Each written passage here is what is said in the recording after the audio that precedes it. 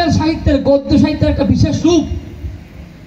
13, 14, 15, 25, 27 পৃষ্ঠা পরে গিয়ে ঠাকুর দাড়ি ব্যবহার করেছেন।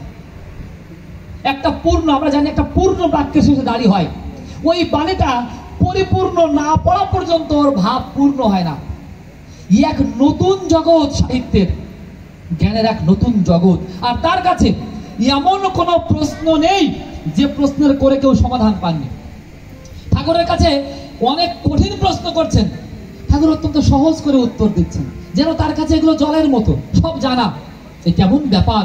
ঠিক বিশ্বরূপ দর্শন যোগে আমরা যখন দেখছি অর্জুনের কঠিন কঠিন প্রশ্ন ভগবান সহজ সহজ রকমে উত্তর দিচ্ছেন, কেননা তিনি সর্বজ্ঞ, সর্ববিরাজিত, তিনি সমগ্র জ্ঞান তার মধ্যে আছে।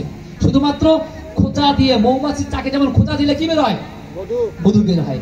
আমরা খোঁচা দিয়ে তার জ্ঞান, যার যতটুকু প্রয়োজন ততটুকু নিয়ে আমাদের জীবনে চলে যায়।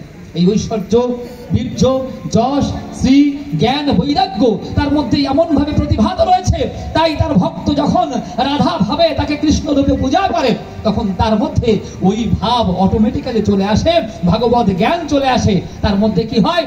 তার মধ্যে এক নতুন জিনিস উৎপন্ন হয়, আর তাকে বলছে সুরত রূপ, তাকে বলছে রাধা রূপ, তাকে বলছে লাদিনী শক্তি। এই হচ্ছে বৈষ্ণব তত্ত্ব। আর এই তত্ত্বের মূল হচ্ছে রাধা। ওই রাধা, রাধা ছাড়া অন্য কোনো জিনিসের মধ্যে আমার মুক্তি সম্ভব না। সেই রাধা নামের গান গেয়ে শেষ করব। তার আগে ছোট্ট করে একটা কথা, পাশে আমাদের বেলহট্টি মন্দির রয়েছে।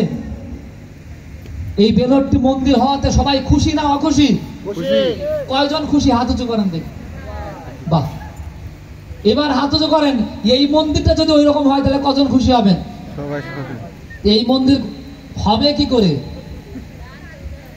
মন্দির হয় কি দিয়ে? দান দিয়ে। হ্যাঁ।